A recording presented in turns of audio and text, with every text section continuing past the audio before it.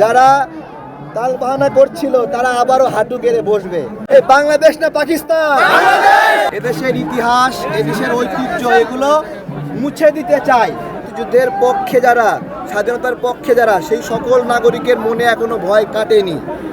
যারা বিজয়ের কথা, মুক্তির কথা বদলায় দিতে চায়, তাদের বলবো সাহস থাকলে আগে এই পতাকাটা বদলায় দেয়। বাপরা এই দিনে হাঁটু গেড়ে বসে আত্মসমর্পণ করেছিল। তার আগে কি করেছিল? তার আগে হত্যা, ধর্ষণ, এমন কোনো অন্যায় করেনি। আমাদের যুবক ভাইয়েরা, ছাত্র ভাইয়েরা, কৃষকরা, তারা তার মাকে রেখে, বোনকে রেখে, পরিবারকে রেখে যুদ্ধে গিয়েছিল এবং তাদের ঘর একা ছিল। সেই একা ঘর থেকে মাদেরকে, বোনদেরকে উঠায় নিয়ে যে ধর্ষণ করেছিল। এবং 14 তারিখ, 15 তারিখ, এই সময়টা 10 তারিখ থেকে 14-15 তারিখ পর্যন্ত এই ঢাকা ছিল পাক বাহিনী আল বদর রাজাকারদের দখলে। এই যে আল বদর পাক বাহিনীর দখলে ছিল 14-15 তারিখ পর্যন্ত। 16 তারিখে এসে আত্মসমর্পণ করলো। ঢাকার বাইর থেকে আস্তে আস্তে চাপতে মুক্তিযোদ্ধারা ঢাকার দিকে ঢুকতেছিল। তারা ঢুকছে 15-16 তারিখে।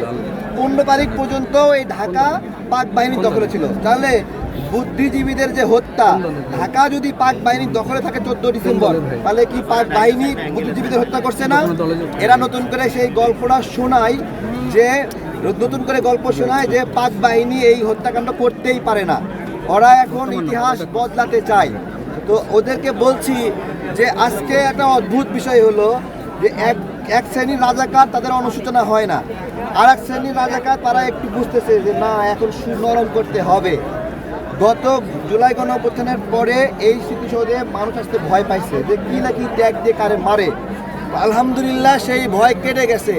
লোকে লোকারণ্য, লোকে লোকারণ্য, শহীদেরা, শহীদ শহীদ শহীদেরা, 71-এর হাতিয়ার, 24-এর হাতিয়ার,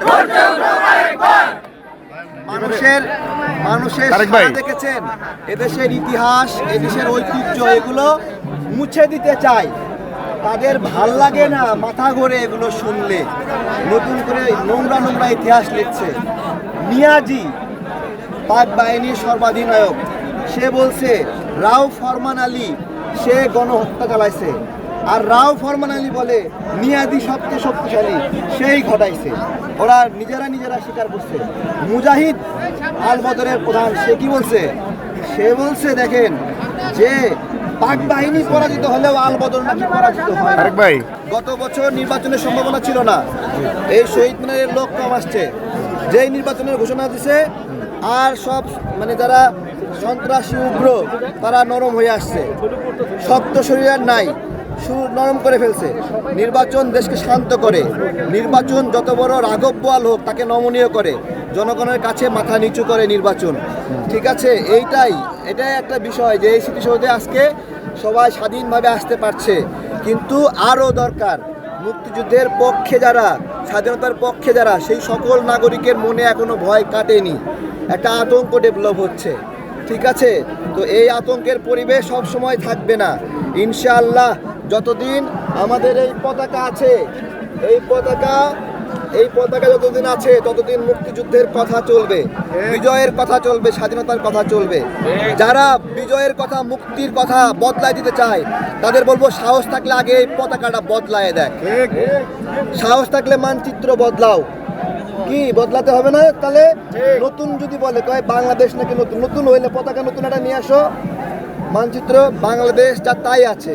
যারা অন্যায় করেছে তাদের বিরুদ্ধে আমরা লড়াই করছি, আন্দোলন করছি। তার মানে মুক্তিযুদ্ধের ইতিহাস মাটির সাথে মিশাই দেবে। এইটা আজকে প্রমাণ যে এই সকল রাজাকার শাসকরা বলছে আজকে শোক দিবস।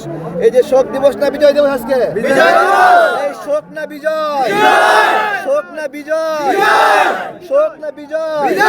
এই বাংলাদেশ না পাকিস্তান, বাংলাদেশ না পাকিস্তান, বাংলাদেশ না পাকিস্তান।